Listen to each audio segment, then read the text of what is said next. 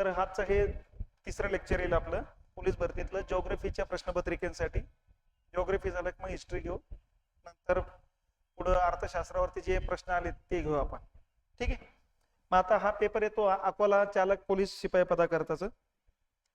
या ठिकाणी जे प्रश्न आलेले आहेत त्याच्यामध्ये बघा, भारतीय हरित क्रांतीचे जनक कोण होते? ठीक आहे, कोण होते?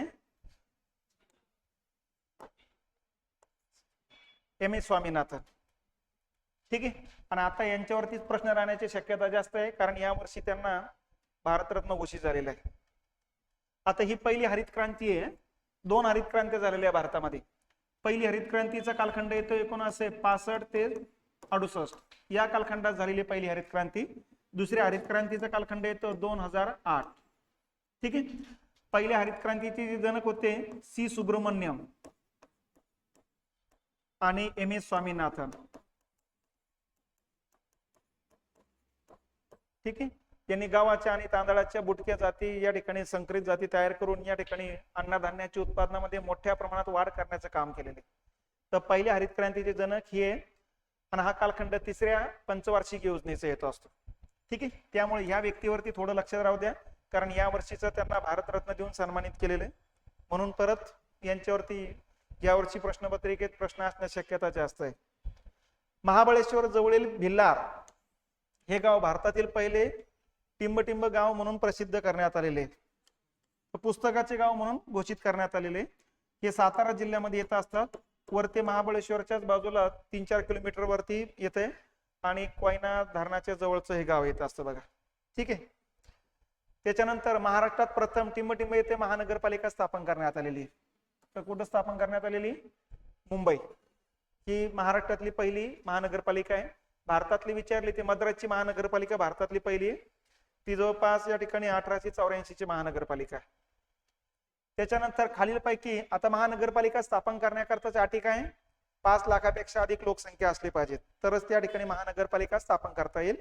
महाराष्ट्राची निर्मिती झाली त्यावेळेस महाराष्ट्रामध्ये 3 महानगरपालिका होत्या, आणि सध्या जर विचारल्या तर सध्या 29 महानगरपालिका आहेत. या 29 महानगरपालिकेचं जर आपण वर्गीकरण केलं तर कोकणामध्ये 9 महानगरपालिका आहेत. ठीक आहे. त्याच्यानंतर पुणे प्रशासकीय विभागामध्ये 6 आहेत. नाशिक प्रशासकीय विभागामध्ये 5 आहेत. छत्रपती संभाजीनगर विभागामध्ये 5 आहेत. ठीक आहे. अमरावती विभागामध्ये 2 आहेत आणि नागपूर विभागात 2 आहेत. 2 2 4 आणि 5 5 10 14. 14 आणि 6 20 आणि हे 9 29. याच्यामध्ये पण लक्षात ठेवा, ठाणे जिल्ह्यात सर्वात जास्त महानगरपालिका आहे 6. मुंबईमध्ये 1 आहे, वसई विरार 1 आहे पालघरमध्ये, आणि पनवेल 1 आहे रायगडमध्ये. इथं 1 1 1 येतात. ठाण्यामध्ये 6 आहेत. ठाण्यामध्ये 6 कुठल्या कुठल्या आहे? मीरा भाईंदर, उल्हासनगर, भिवंडी, कल्याण डोंबिवली, ठाणे आणि नवी मुंबई, अशा 6 महानगरपालिका येतात ठाणे जिल्ह्यामध्ये. महाराष्ट्रातच नाही तर भारतात सुद्धा सर्वात जास्त महानगरपालिका असलेला जिल्हा म्हणजे ठाणे जिल्हा आहे. ठीक आहे. पुणे जिल्ह्यामध्ये पुणे प्रशासकीय विभागामध्ये 6 आहेत. मग त्यामध्ये पुणे, पिंपरी चिंचवड, सोलापूर, सांगली, मिरज, ठीक आहे, कोल्हापूर आणि इचलकरंजी 6. नाशिकमध्ये 5 आहे. नगर 1, नाशिक 2, मालेगाव 3, जळगाव 4, धुळे 5. संभाजीनगर विभागात 5 आहेत. संभाजीनगर, जालना, परभणी, नांदेड आणि लातूर. अमरावती विभागात 2 आहे. अमरावती आणि अकोला. आणि नागपूर विभागात 2 आहे. नागपूर आणि चंद्रपूर. ठीक आहे. तर अशा या महानगरपालिकेबद्दलची माहिती लक्षात ठेवा. खालीलपैकी वली पर्वत कोणता पर्वत आहे? आता वली पर्वत कुठला आहे? मग हिमालय. पर्वताचे 4 प्रकार असतात बघा. वली पर्वत, ज्वालामुखी पर्वत, अवशिष्ट पर्वत आणि गट पर्वत. 2 भूभाग एकमेकांच्या दिशेने आले की मधला जो भाग आहे वळ्या पडत पडत उंच होतो आणि उंची वाढून त्याच्यात बसून पर्वत तयार होतो. तर हिमालयाच्या ठिकाणी अगोदर 33 सागर होता. रशियाचा भाग खाली आला आणि भारताचा भाग उत्तरेकडे गेला, त्यामुळं 33 सागराचा तळभाग वरती आला आणि त्या तळभागावरचा गाळ जो आहे वळ्या पडत पडत पडत उंची वाढत गेली आणि त्यातून हिमालय पर्वत निर्माण झालेला आहे. तर भारतात ओली पर्वत 2 आहे. एक हिमालय आणि एक अरवली डोंगररांग आहे. राजस्थानमध्ये, ठीक आहे. त्याच्यानंतर पश्चिम घाट जो आहे तो ज्वालामुखी पर्वतरांग आहे. ज्वालामुखीतून बाहेर पडलेल्या लावारसाच्या संचयनातून निर्माण झालेल्या आहेत त्या. आणि विंध्य आणि सातपुडा डोंगरांगा गट पर्वत आहे, कारण या पर्वताच्या दोन्ही बाजू जो आहे खाली खचत गेलेले आहे आणि तो पर्वत सारखा डोंगरांगा दिसायला लागलेले आहेत, म्हणून यांना म्हणतात गट पर्वत, ठीक आहे. त्याच्यानंतर पारस औष्णिक विद्युत केंद्र अकोल्यातील कोणत्या तालुक्यात येते? ठीक आहे, अकोल्यातील कुठल्या तालुक्यात येते? मग बाळापूर तालुक्यामध्ये येत असतं. औष्णिक ऊर्जा प्रकल्प जे महाराष्ट्रामध्ये सर्वात जास्त विदर्भामध्येच आहे. तिचं कारणच आहे की दगडी कोळशाचं उत्पादन सर्वात जास्त विदर्भामध्ये घेतलं जातं. चंद्रपूर आणि नागपूर या दोन जिल्ह्यामध्ये औष्णिक ऊर्जा प्रकल्प मोठ्या प्रमाणात आहे. आपण पृथ्वीच्या ज्या थरावर राहतो त्याला काय म्हणतात? ठीक आहे, प्रावरण म्हणतात, गाभा म्हणतात, भूकवच म्हणतात. हे खंडीय कवच काहीतरी टाकलेले आहेत त्यांनी, याला म्हणायचं भूकवच.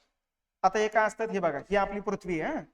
पृथ्वीच्या अंतर्गत भागात ज्या वेळेस जाऊ तुम्ही तर त्यावेळेस आतला जो केंद्र भाग आहे हा येतो 6371 किलोमीटर खोलीपर्यंतचा, ठीक आहे. आणि अंतर्गत भागात जाताना याचे मग असे थर पाडले जातात. हा पहिला थर आहे, हा दुसरा थर आहे, हा पहिला थर, हा दुसरा थर, याला म्हणायचं तिसरा थर. या पहिल्या थराला म्हणायचं भूकवच, याला म्हणायचं प्रावरण आणि याला म्हणायचं गाभा, ठीक आहे. क्रस्ट, मॅन्टल आणि कोर असं म्हटलं जात असतं. हा पहिला जो थर आहे हा येतो असतो 29 किलोमीटर पर्यंत, दुसरा येतो असतो 2880 किलोमीटर पर्यंत आणि तिसरा येतो 6371 इथून इथपर्यंत आहे असा, ठीक आहे. अशा पद्धतीने पृथ्वीच्या अंतर्गत भागाचे 3 भाग पाडले जात असतात बघा. तर या ठिकाणी आपण ज्या थरावर राहतो इथं राहतो आपण, म्हणजे कोणत्या थराचा भाग? या भूकवचाचा भाग मानला जात असतो, ठीक आहे. मग भूकवचाचे सुद्धा 2 भाग आहे, एक महासागराचा आहे, एक खंडाचा आहे. ते खंडीय कवच म्हटलेले, महासागरी कवच, असे 2 उपभाग पाडले जातात बघा. त्याच्यानंतर अरबी समुद्रातील लक्षद्वीप बेट आहे, ही टिंब आहे. तर कुठले बेट आहेत? ही प्रवाळ बेट आहे. आता अरबी सागराचा जर भाग बघितला आपण, हा भारताचा असा पश्चिमेकडचा पार्ट आहे. इथं अशी उत्तरेकडून दक्षिणेकडे अशी बेट आहेत बघा, आणि सगळे गोलाकार आहे, कारण हा ज्वालामुखी पर्वतरांगा आहेत या गोलाकार. आणि गोलाकार पर्वतरांगा पाण्याच्या खालपर्यंतच आहेत. आणि या पर्वताच्या शिखरावरती इथं अब्जोदी संख्येनं प्रवाळ कीटक आहे. प्रवाळ कीटक हे अतिशय सूक्ष्म कीटक आहे, नखावरती शेकडो बसतील इतकं छोटा लिहिते. आणि हे मरम, यांचा जीवनकाल 2-3 दिवसाचा आहे फक्त. 2-3 दिवस झाले की त्यांचा जन्म होऊन मृत्यू होऊन जातो. आणि मरण पावताना या पर्वताच्या शिखरावर मरण पावाचे, ज्याची शिखराची उंची सागरा पाण्याच्या पातळीच्या खालीच होती. आणि मग सागराच्या त्या आपल्या पर्वताच्या शिखरावरती त्या प्रवाळ कीटकाच्या अवशेषापासून या ठिकाणी उंची वाढत गेली आणि हजारो वर्षानंतर मग ते पाण्याची वरती आले. त्या बेटांनाच म्हणायचं प्रवाळ बेट, कारण प्रवाळ कीटकाच्या संचयनातून निर्माण झालेले आहेत ते, म्हणून त्यांना प्रवाळ बेट म्हणण्याच्या पद्धती आहेत, ठीक आहे. तर ही प्रवाळ बेट येत असतात बघा. मग आता उत्तरेकडून दक्षिणेकडे जाताना ही प्रवाळ बेट जे आहे 8 अक्षवृत्तापर्यंत जी आहे ती आपल्या मालकीची. 8 अक्षवृत्ताची उत्तरेकडची जी आहे आपल्या मालकीची आहे. 8 अक्षवृत्ताच्या दक्षिणेकडे जी आहे तो मालदीव नावाचा देश लागत असतो 0 अक्षवृत्तापर्यंत. 0 अक्षवृत्ताच्या खाली जी असतात ती परत आणखीन दियोगार्ची नावाची बेट लागतात, ती अमेरिकेच्या ताब्यात आहे सध्या. ती आपलीच आहे. अमेरिकेला 99 वर्ष करता दिलेली आपण 2016ला, 1916ला, आणि 1916ला इंग्रजांची राजवट होते, म्हणजे इंग्रजांनी अमेरिकेला दिलेली. 99 वर्ष होऊन पण गेले, 100 वर्ष होऊन गेले. अमेरिका द्यायला तयार नाही, आपण मागायला तयार नाही तसे. मग उत्तरेकडची जी बेट आहेत ही आपली टोटल लक्षद्वीप बेट म्हणतो. ही टोटल बेट येतात 36. यामध्ये महत्वाचे जे उत्तरेकडून दक्षिणेकडचे जे बेट लागतात, उत्तरेकडच्या बेटाला म्हणायचं आमनद्वीप, त्याच्या दक्षिणेकडच्या बेटाला म्हणायचं लक्षद्वीप, आणि त्याच्या दक्षिणेकडच्या बेटाला म्हणायचं मिनिकॉय. अशा प्रकारची ही 3 बेट येत असतात बघा.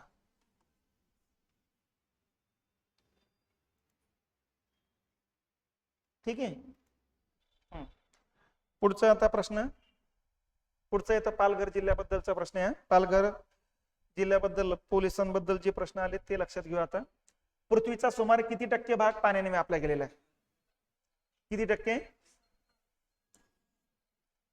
71% भाग या ठिकाणी पाण्याने व्यापला गेलेला आहे, आणि उरलेला 29% भाग हा जमिनीनं व्यापला गेलेला आहे, ठीक आहे. पृथ्वी निर्माण झाली त्यावेळेस सगळ्यात पहिल्यांदा या ठिकाणी हळूहळू वायू बाहेर पडले, आणि पृथ्वीच्या गुरुत्वबलामुळे हेच वायू पृथ्वीभोवताली राहिलेले, आणि या वायूपैकी हायड्रोजन आणि ऑक्सिजनचा संयोग झाला आणि त्यापासून पाणी तयार झाले. आणि हेच पाणी पृथ्वीवरच्या खोलगट भागात संचित होऊन जलावरण तयार झालेले, ठीक आहे. आणि उरलेला भाग जो आहे तो जमिनीचा भाग राहिलेला आहे. मग या जमिनीच्या भागावरती सध्या 7 खंड आहे. यामध्ये सर्वात मोठा खंड येतो आशिया, 2 नंबर आफ्रिका, 3 नंबर उत्तर अमेरिका, 4 नंबर दक्षिण अमेरिका, 5 नंबर अंटार्क्टिका, 6 नंबरचा खंड येतो असतो युरोप आणि 7 नंबरचा सर्वात लहान येतो असतो ऑस्ट्रेलिया. हे असे 7 खंड आहे. आणि पाण्याने व्यापलेला जो भाग आहे या ठिकाणी महासागराचा भाग आहे. आणि महासागर किती आहे? 5 आहेत. सगळ्यात मोठा महासागर आहे तो पॅसिफिक महासागर, नंबर 2 ला अटलांटिक आहे, नंबर 3 ला हिंदी, नंबर 4 ला दक्षिण महासागर आहे, 2007 ला तो आपण मानायला सुरुवात केली. आणि नंबर 5 ला येतो उत्तर ध्रुवावरचा आर्किटिक महासागर. असे 5 महासागर येत असतात बघा. जगातील सर्वात लहान देश कोणता आहे? व्हॅटिकन सिटी आहे. हा येतो असतो इटली नावाच्या देशाचा एक भाग येतो. इटलीची राजधानी रोम आहे आणि रोम शहराच्या लागूनच या ठिकाणी हा देश येतो असतो. फक्त पुरुष वर्ग राहत असलेला हा देश आहे. इथं महिलांना राहण्याची परवानगी नाही. आणि हा सगळा व्हॅटिकन सिटी म्हणजे ख्रिस्ती धर्मगुरूंचा एरिया आहे तो सगळा. या ठिकाणी ख्रिश्चन धर्मासाठीचे नीती नियम तयार करण्याचं काम आणि इथं मोठं चर्च आहे. इथूनच सगळे त्यांचे फतवे निघत असतात बघा. तर व्हॅटिकन सिटी आज जगातला सर्वात लहान देश म्हणून मान्यता भेटलेली आहे त्याला. दक्षिण भारताची गंगा म्हणून कोणत्या नदी संबोधले जाते? तर गोदावरी नदीला संबोधले जाते. उत्तर भारतामध्ये ज्या पद्धतीनं गंगा नदी उत्तर भारतातल्या लोकांचे भरण पोषण करण्याचं काम करते, त्याच पद्धतीनं दक्षिण भारतामध्ये ही नदी करत असते. म्हणून या नदीला दक्षिण भारताची गंगा असंही म्हटलं जात असतं, ठीक आहे. त्याच्यानंतर एप्रिल मे महिन्यामध्ये महाराष्ट्रात पडणाऱ्या पावसाला काय म्हणतात? तर काय म्हणतात? एप्रिल मे महिन्यामध्ये आंबेसरी किंवा याला दुसरं नाव आहे आम्रसरी. आता हे लक्षात घेतलं पाहिजे की उन्हाळ्यामध्ये वादळ वारे वेगवेगळ्या भागामध्ये चालू असतात. या वादळ वाऱ्याला वेगवेगळ्या राज्यामध्ये वेगवेगळी नाव आहेत. आता भारताच्या डोळ्यासमोर नकाशा आणा. भारतामध्ये इथं महाराष्ट्रामध्ये या वाऱ्यांना म्हणायचं आम्रसरी, कारण आंब्याच्या मोहरासाठी हा पाऊस पोषक असतो बघा. कर्नाटक आणि केरळमध्ये याच पावसाला म्हणायचं कॉफी बहरसरी, कारण इकडे कॉफीचं उत्पादन जास्त घेतलं जात असतं म्हणून त्याला कॉफी बहरसरी म्हटलं जात असतं. इकडे बंगाल आणि झारखंड राज्यामध्ये याच पावसाला म्हणायचं काल बैसाखी, कारण वैशाख महिन्यात हा पाऊस पडतो. चैत्र नंतर वैशाख म्हणजेच एप्रिल मे महिना आहे, ठीक आहे. आणि काळ्या रंगाचे ढग असतात म्हणून काल बैसाखी म्हणतात. आणि इकडे राजस्थानमध्ये याच वाऱ्यांना म्हणायचं आंधी किंवा लू असे नाव आहेत. आणि हे 2 वारे जिथे एकत्र येतात युपी बिहार मध्ये या ठिकाणी म्हणायचं त्यांना नॉर्वेस्टर. तर उन्हाळ्यामध्ये वेगवेगळ्या भागामध्ये जे वारे वाहतात त्यांना वेगवेगळी नाव आहेत. तर ही नाव आहे वेगवेगळ्या भागातली. यापैकी आपल्याला कुठलं नाव विचारलं? आता त्यांनी महाराष्ट्रातलं नाव विचारलं. महाराष्ट्रात आम्रसरी म्हणायचं. आणि महाराष्ट्रातच हे किनारपट्टीवर वाहणारी वारे ते आम्रसरी. आणि पठारावरती आपल्याकडे जर विचारलं तर वळीवाचा पाऊस म्हणतो आपण त्याला, वळीवाची वारी म्हणतो असतो आपण. तर असे वेगवेगळ्या भागातल्या वाऱ्यांचे वेगवेगळे नावं लक्षात घेतली पाहिजेत. त्याच्यानंतर पालघर जिल्ह्यामध्ये प्रामुख्याने कोणती आदिवासी जमात राहते? ठीक आहे, कुठली राहते मग? वारली.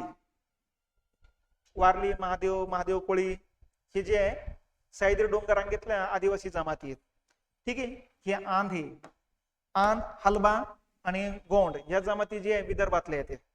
विदर्भामध्ये चंद्रपूर, यवतमाळ, गडचिरोली, ठीक आहे, भंडारा, गोंदिया हा पट्टा जो आहे तर हा दाट जंगलाचा पट्टा आहे. इथं गोंड जमात सगळ्यात महत्वाची सर्वात जुनी जमात म्हणून ओळखले जात असते.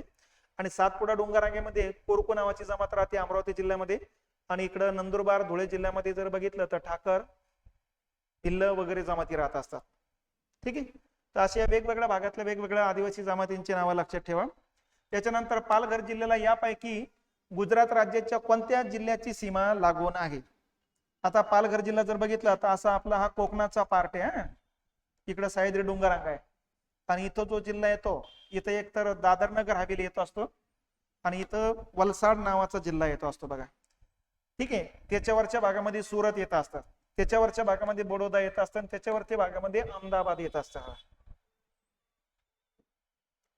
चंद्राच्या अमावस्यापासून पौर्णिमेपर्यंत येणाऱ्या पंधरवड्यास काय म्हणतात? आता या ठिकाणी लक्षात घेतलं पाहिजे हे बघा, पौर्णिमा टू अमावस्या, ठीक आहे, 15 दिवस.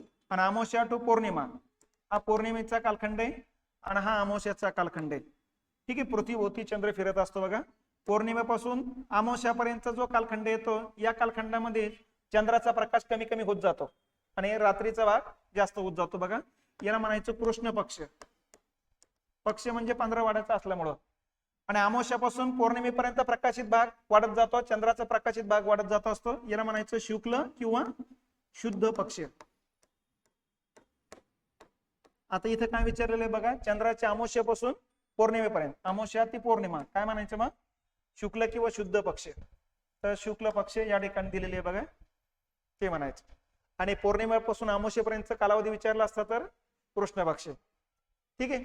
तर चंद्राचा प्रकाशित भाग दररोज बदलतो, अशा बदलत जाणाऱ्या भागालाच म्हणायचं चंद्रकला, चंद्राच्या कला. आणि याचे 2 उपभाग पडतात मग, कृष्ण किंवा वद्य पक्ष, शुक्ल किंवा शुद्ध पक्ष. 15 दिवसाचे म्हणून पक्ष म्हणतात त्याला.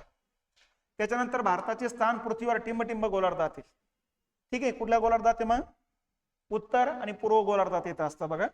म्हणजे थोडक्यात काय ते लक्षात घ्या की बघा, ही आपली पृथ्वी आहे आणि विषुववृत्तामुळे पृथ्वीचे 2 भाग पडतात. उत्तरेकडच्या भागाला म्हणायचं उत्तर गोलार्ध, दक्षिणेकडच्या भागाला म्हणायचं दक्षिण गोलार्ध. आणि जे काही दक्षिण उत्तर दिशेने जातात त्यांना म्हणायचं रेखावृत्त. मग रेखावृत्तापैकी 0 क्रमांकाच्या रेखावृत्तामुळे, ग्रीनिज रेखावृत्तामुळे, या ग्रीनिज रेखावृत्ताच्या पूर्वेकडच्या भागाला म्हणायचं पूर्व गोलार्ध आणि इकडच्या भागाला म्हणायचं पश्चिम गोलार्ध. मग आपलं जे स्थान आहे, इथं स्थान आहे आपलं. ठीक आहे. म्हणजे उत्तर आणि पूर्व गोलार्धामध्ये येते. त्याच्यानंतर भारताचा सर्वात लांब राष्ट्रीय राजमार्ग महामार्ग कोणता आहे, तर कुठला येतो,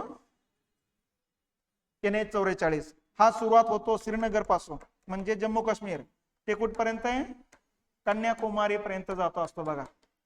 3745 किलोमीटर लांबीचा येतो.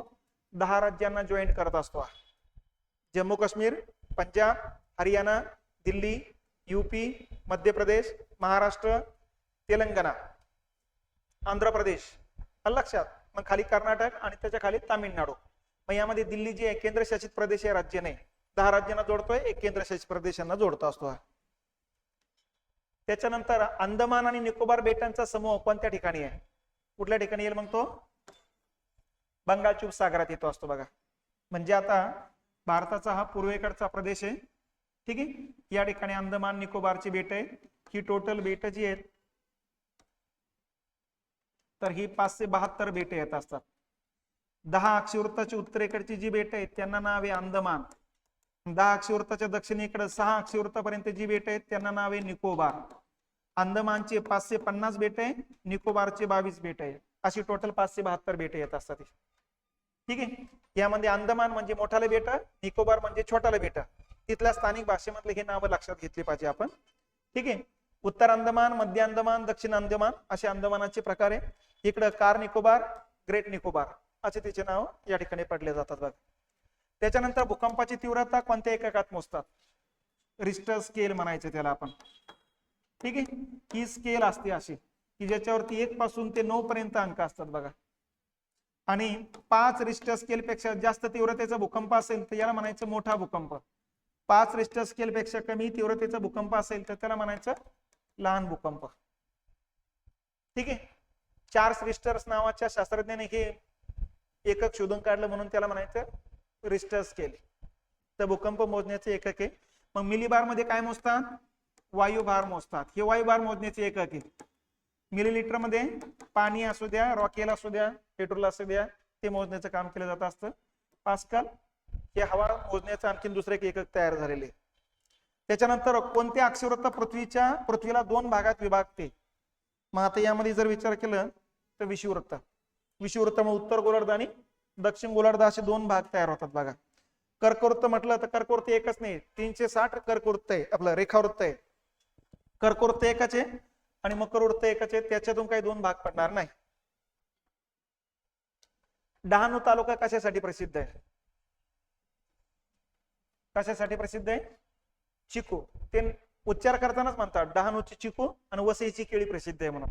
जळगावची केळी, नाशिकचं द्राक्ष, आलं लक्षात, या हिशोबाना. तर नागपूरची संत्रा, ठीक आहे, सोलापूरची बोरं. तर या हिशोबाने ते आता प्रसिद्ध आहे बघा. तर घोलवड चिकू म्हणतात, लक्षात. डहाणू मध्ये घोलवड चिकू सगळ्यात जास्त प्रसिद्ध आहे बघा. ठीक आहे. त्याच्यानंतर छत्रपती शिवाजी महाराज यांचे पदस्पर्शाने पावन झालेले राम हे ठिकाण कोठे आहे, तर हे पालघर जिल्ह्यामध्ये पालघर तालुक्यामध्येच येत असते. त्याच्यानंतर महाराष्ट्र राज्याला किती किलोमीटरचा समुद्र किनारा लागलेला आहे? 720 किलोमीटरचा लागलेला आहे. किती जिल्ह्याला लागला? 7 जिल्ह्याला लागला. उत्तरेकडून दक्षिणेकडे जाताना पालघर, ठाणे, मुंबई उपनगर, मुंबई शहर, रायगड, रत्नागिरी, सिंधुदुर्ग असं क्रमानं दक्षिणेकडे जाताना लागतो. सर्वात जास्त लागतो तो रत्नागिरी जिल्ह्याला आणि सर्वात कमी लागतो तो ठाणे जिल्ह्याला. त्याच्यानंतर महाराष्ट्रात कोणत्या शहराचे नामकरण धाराशिव असे करण्यात आले? कुठलं आहे मग? उस्मानाबाद. आता ह्या मागच्या 2-3 वर्षामध्ये जे काही नामकरण झालं यामध्ये उस्मानाबादचं धाराशिव झालं, औरंगाबादचं संभाजीनगर झालेले, दौलताबादचं देवगिरी चालू एक, आणि आता काल परवा अहमदनगरचं अहिल्यानगर झालेले. ठीक आहे. पुढचा आहे नागपूर ग्रामीण पोलीस शिपाई पदाकरताचे प्रश्न आहे. याच्यामध्ये पहिला येतो बघा, छत्तीसगड या राज्यास खालीलपैकी कोणत्या राज्याची सीमा लागून नाही? आता छत्तीसगड जर बघितला हे बघा असा आपला महाराष्ट्र येतो असतो आणि या ठिकाणी छत्तीसगड येतो असतो. आता छत्तीसगडला खालीलपैकी कोणत्या राज्याची सीमा लागून नाही? ठीक आहे. आता या ठिकाणी ओरिसाची सीमा लागते, इकडे आंध्र प्रदेशची आहे, इकडे तेलंगणाची पण सीमा लागत असते बघा. मग आता कोणत्या राज्याची लागणार नाही? इथं बिहारची लागणार नाही. ठीक आहे. वरच्या भागामध्ये इथे झारखंड आणि झारखंडच्या पलीकडे बिहार लागत असतो, तर बिहारची सीमा लागणार नाही. त्याच्यानंतर नागपूर जिल्ह्यातून वाहणारी कन्हा नदी खालीलपैकी कोणत्या नदीची उपनदी आहे? कुठल्या नदीची आहे मग? पैनगंगा नदीची आहे. पैनगंगा नदी जी आहे इथं मैकल डोंगररांगा आहे, मैकल डोंगररांगेच्या दक्षिण उत्तरावर उगम पावते अशी आणि अशी खाली येत असते बघा. याच नदीला इकडे गरमसूर डोंगररांगेतून वाहत येणार नदी आहे कन्हा, उजव्या बाजूने येऊन मिळत असते नागपूर जिल्ह्यातून. ठीक आहे. नागपूर जिल्ह्यातील खालीलपैकी कोणत्या पर्यायी गटातील सर्व तालुके वर्धा जिल्ह्याच्या सीमेला लागून आहे? आता वर्धा जिल्हा जो आहे तो अशा पद्धतीने इकडं आणि इकडं नागपूर जिल्हा लागत असतो बघा. आता वरच्या भागातून खालच्या भागाकडे जर बघितलं तर भिवापूर जो आहे तो या ठिकाणी लागणारा तालुका लागतो. त्याच्याच खाली हिंगणा आहे, त्याच्याच खाली काटोल आहे, हे एका खालोखाल लागतात बघा असे. ठीक आहे. म्हणजे हा पर्याय बसतो बघा. हिंगणा, कुही जो आहे ना, कुही इकडे पलीकडे येतो असतो, नरखेड पण लागतो. ठीक आहे. नागपूर ग्रामीण पण लागतो इथं, भिवापूर पण लागतं, कळमेश्वर तर याच्या पलीकडे येऊन जात असतो इकडं, त्यामुळे हा पर्याय कटतो. हिंगणा नागपूर शहर मध्य भागात येत असतो इकडं, त्यामुळे हा पर्याय कटतो बघा. ठीक आहे. त्यामुळं 1 नंबरचं उत्तर बरोबर बसतंय. हे नागपूर शहर बद्दलचे प्रश्न. आता समृद्धी महामार्ग कुठून कुठपर्यंत आहे? तर आता हे तर तुम्हाला माहितच आहे, नागपूर ते मुंबईच्या दरम्यान हा 701 किलोमीटर लांबीचा आहे हा. ठीक आहे. आतापर्यंत 3 टप्प्यांमध्ये सुरुवात झालेली आहे. पहिला टप्पा नागपूर ते शिर्डी आहे, दुसरा टप्पा शिर्डी ते कुठला ते नाशिक जिल्ह्यापर्यंत सुरू झाला. आता नाशिक पासून ते कसारा घाटापर्यंत सुरू झालेले आहे. 3 टप्पे आता झालेले आहे आणि शेवटचा टप्पा येत्या मे महिन्यामध्ये किंवा जुलै महिन्यामध्ये सुरुवात होईल डायरेक्ट ठाण्यापर्यंत, मुंबईपर्यंत. बांगलादेशची राजधानी कोणती आहे? ढाका आहे. पूर्व पाकिस्तान म्हणून आपण त्याला बांगलादेश म्हणा.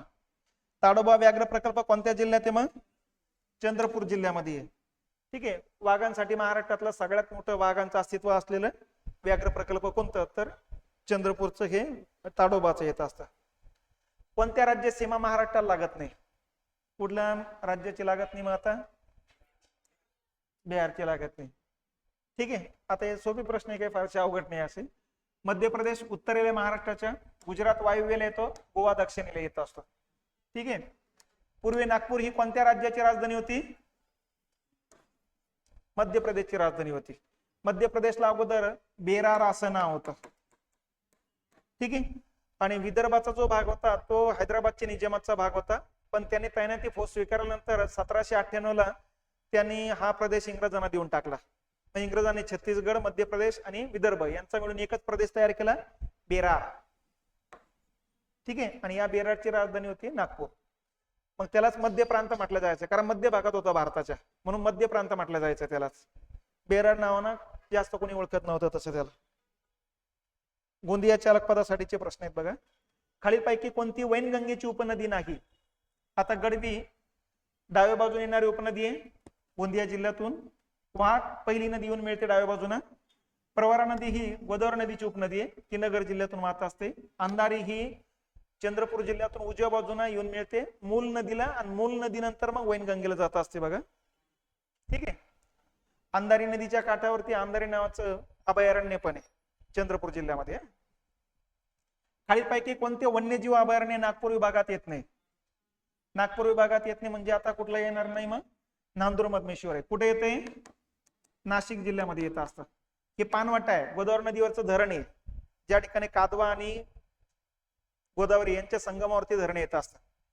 आणि हे रामसर यादीत घोषित करण्यात आलेले महाराष्ट्रातलं पहिलं ठिकाण आहे. 2019 ला रामसर यादीमध्ये याचा समावेश झालेला आहे. रामसर यादी म्हणजे दलदलयुक्त पट्ट्यातील जीवांचं अस्तित्व संरक्षण करण्यासाठीचा तो आंतरराष्ट्रीय प्रदेश येतो. इराणमध्ये रामसर नावाचं शहर होतं, त्या ठिकाणी करार झाला होता की दलदलयुक्त प्रदेशातील जीवांचं संरक्षण करण्यासाठी तो भाग रिझर्व करायचा म्हणून. मग ते यादीलाच नाव पडलं रामसर यादी. तर रामसर यादीमध्ये भारतातले जवळपास 40 स्थळांचा समावेश आहे. त्यापैकी महाराष्ट्रातले 3 स्थळ आहे. 3 स्थळापैकी नांदूर मधमेश्वर 1 नंबरला येतं 2019. 2020 ला समावेश झालं लोणार सरोवराचा बुलढाणा जिल्ह्यातलं. आणि नंबर 3 2022 ला समावेश झाला ठाणे खाडीचा. ठाणे जिल्ह्यातली खाडी आहे उल्हास नदीवरती, त्या खाडीचा पण समावेश झालेला 2022 ला. ठीक आहे. बाकीचे आता भामराकोड कुठे येत असतं? गडचिरोली मध्ये येत असतं. बोर वर्धा जिल्ह्यामध्ये येत असतं बघा. नागझिरा गोंदिया जिल्ह्यामध्ये येत असतं. ठीक आहे. बोर हे व्याघ्र प्रकल्प पण येतं. नागझिरा आणि नवेगाव या दोघांचं मिळून व्याघ्र प्रकल्प आहे. खालीलपैकी कोणत्या औष्णिक विद्युत केंद्र विदर्भात नाही? पारस अकोल्याला आहे म्हणजे विदर्भात आहे. कोराडी नागपूरला आहे म्हणजे विदर्भात आहे. दुर्गापूर चंद्रपूरला आहे म्हणजे विदर्भात आहे. परळी कुठे येतं? बीडला आहे, मराठवाड्यात या. ठीक आहे. खालीलपैकी कोणता सिंचन प्रकल्प गोंदिया जिल्ह्यातील नाही? आता गोंदिया जिल्ह्यातील, आता हे तर आपल्याला माहित नाही असं सोडून द्यायचं, पण जे माहिती त्याच्यापैकीच उत्तर जर काढलं तर लगेच लक्षात यायचं जायकवाडी. जायकवाडी तर मराठवाड्यामध्ये येत असतं. औरंगाबाद आपलं छत्रपती संभाजीनगर मध्ये इटियाडोह या ठिकाणी गडवी नावाची नदी जी आहे तिच्यावरती इटियाडोह नावाचा मध्ययुगीन कालखंडातला प्रकल्प येतो असतो. गोंदिया जिल्ह्याची निर्मिती कधी झाली मग? 1 मे 1999 ला झालेली. याच दिवशी कुठला जिल्हा निर्माण झालेला आहे? गोंदिया बरोबरच कोणता जिल्हा निर्माण झाला? हिंगोली पण निर्माण झालेला आहे 99 ला. आणि याच्यावर प्रश्न राहण्याची शक्यता जास्त आहे. त्याचं कारण हेच आहे की या जिल्ह्यांच्या निर्मितीला या वर्षी बरोबर 25 वर्षे पूर्ण होत आहे, म्हणजे रौप्य महोत्सवी वर्ष आहे त्यांचं. म्हणून या 2 जिल्ह्यांपैकी कुठेतरी प्रश्न असण्याची शक्यता जास्त राहील. आता सोलापूर बद्दलचे प्रश्न येते. सोलापूर जिल्ह्यातील तालुक्यांची संख्या किती आहे? किती तालुके आहेत या ठिकाणी? मग 11 तालुके येत असतात बघा. त्याच्यानंतर खालीपैकी कोणत्या जिल्ह्यात वनक्षेत्र कमी आहे? कुठल्या जिल्ह्यात आहे? सोलापूर जिल्ह्यामध्ये सर्वात कमी वनक्षेत्र आहे. ठीक आहे. टक्केवारीच्या भाषेतच बोलायचं म्हटलं की 0.35% तेवढंच वनक्षेत्र आहे. सर्वात कमी वनक्षेत्र आहे लातूरला. 1 नंबर लातूर आहे, 2 नंबर जालना आहे, 3 नंबर सोलापूरला. ठीक आहे. 2011च्या जनगणनेनुसार लोकसंख्येच्या दृष्टीने महाराष्ट्राचा भारतात कितवा क्रमांक लागतो? लोकसंख्येच्या दृष्टीने कितवा क्रमांक लागतो? दुसरा. महाराष्ट्राची लोकसंख्या 2011 नुसार किती आहे? 11,23,74,333 आहे. एवढी लोकसंख्या येते. ही लोकसंख्या भारताची एकूण लोकसंख्येचे किती टक्के? 9.29%. आणि यानुसार उत्तर प्रदेश खालोखाल आपला दुसरा क्रमांक आहे. उत्तर प्रदेशची लोकसंख्या 19,98,00,000 आहे, म्हणजे 20 कोटी आहे. 2 नंबरला महाराष्ट्र आहे, 3 नंबरला बिहार आहे, 10,40,00,000. त्याच्यानंतर 2011च्या जनगणनेनुसार महाराष्ट्रात सर्वात कमी लोकसंख्येचा जिल्हा कोणता आहे? 4 जिल्ह्यांमध्ये सर्वात कमी लोकसंख्या कुठल्या जिल्ह्याची आहे? सिंधुदुर्ग. 8.5 लाख लोकसंख्या आहे याची. ठीक आहे. त्याच्यानंतर रत्नागिरी जर बघितलं तर 16.5 लाख लोकसंख्या आहे. गोंदिया जिल्हा जर बघितला तर 13 लाख आहे. आणि वाशिम जर बघितलं तर 12 लाख लोकसंख्या येत असते. ही आकडेवारी काही लक्षात घेण्याची गरज नाही, फक्त सर्वात कमी सर्वात जास्त कुठला आहे तेवढंच लक्षात ठेवायचं आहे. नथुला खिंड खालीलपैकी कोणत्या राज्यात आहे? कुठल्या राज्यात येते मग? सिक्कीम मध्ये येत असते बघा.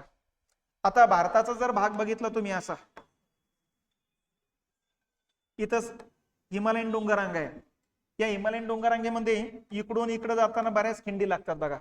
खिंडी म्हणजे खोलगट जो पार्ट येतो, याच्यामध्ये इकडे पीर पंजाल खिंड लागते, जोजीला खिंड लागत असते, त्याच्यानंतर पेन्सिला खिंड लागत असते, अगिलची खिंड, बनिगलची खिंड, नीतीला आहे, मानाला आहे, ठीक आहे, शिपकीला आहे, बारा लापसाला आहे. आता इथं सिक्कीम आहे, त्या सिक्कीम मधून एक जात असते इकडे तिबेटकडे, ज्याला म्हणायचं जेलपला खिंड, आणि एक जात असते चायनाकडे, ज्याला म्हणायचं नथुला खिंड. चायनाचा सगळा व्यापार या खिंड्यातून चालत असतो आपला.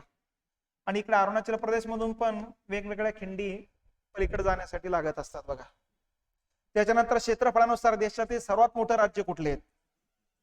राजस्थान आहे, 3,43,000 चौरस किलोमीटर एरिया आहे त्याचा. ठीक आहे. भारतात नियमित पाऊस कोणत्या वाऱ्यामुळे पडतो? नियमित पाऊस कोणत्या वाऱ्यामुळे पडतो? मग नैऋत्य मोसमी वाऱ्यापासूनच पडत असतो बघा. ईशान्य मोसमी वाऱ्यापासून सगळ्या भारतभरात पाऊस पडणार नाही, फक्त तामिळनाडू, अंदमान निकोबार आणि लक्षद्वीप बेटांवरती पाऊस पडत असतो. वायव्य मोसमी वाऱ्यापासून पाऊस पडत नसतो, कारण जमिनीकडून वाहणारी वारे येते. ठीक आहे. मान्सून पासून पाऊस पडतो, पण मान्सूनचे दोन प्रकार आहेत. नाही, खालीलपैकी पश्चिम वाहिनी नदी कोणती आहे? कुठली आहे? मग नर्मदा नदी आहे, ही पश्चिम वाहिनी आहे. बाकीची या नद्या जर बघितली, ही पूर्व वाहिनी आहे, ही पूर्व वाहिनी आहे, आणि ही उत्तर वाहिनी नदी आहे. चंबळ ही यमुना नदीची उपनदी आहे, उत्तर दिशेने वाहत जात असते बघा. या दोन पूर्व वाहिनी आहे आणि ही पश्चिम वाहिनी नदी आहे. नर्मदा नदी उगम पावते अमरकंटकला, आणि हिचा शेवट होता असतो पश्चिमेकडे जाऊन भडोसला शेवट होता असतो. भडोस गुजरात मध्ये अरबी सागराला जाऊन शेवट होता असतो. टोटल 1312 किलोमीटर लांबीची नदी आहे. मध्य प्रदेश, महाराष्ट्र आणि गुजरात या 3 राज्यातून वाहत असते. या नदीवरती ओंकारेश्वर आणि सरदार सरोवर असे 2 मोठाले प्रकल्प आहे, आणि त्याचबरोबर धुवाधार आणि कपिलधार या 2 ठिकाणी धबधबे आहेत. ठीक आहे. आणि ही भारतातली सर्वाधिक लांबीची पश्चिम वाहिनी नदी आहे, आणि सर्वात जुनी नदी पण हीच आहे. त्याच्यानंतर महाराष्ट्रात अणुविद्युत प्रकल्प कोणत्या ठिकाणी आहे? तारापूर, पालघर जिल्ह्यामध्ये येत असतं. अमेरिकेच्या मदतीनं 420 मेगावॅट एवढी ऊर्जा या ठिकाणी तयार केली जाते. आणि ही ऊर्जा कोणते राज्य वापरतात? तर महाराष्ट्र आणि गुजरात ही 2 राज्य वापरत असते. देशाच्या खनिज उत्पादनात सर्वाधिक वाटा असलेले राज्य कुठले? मग सर्वात जास्त खनिज कुठे सापडतात? झारखंड राज्यामध्ये.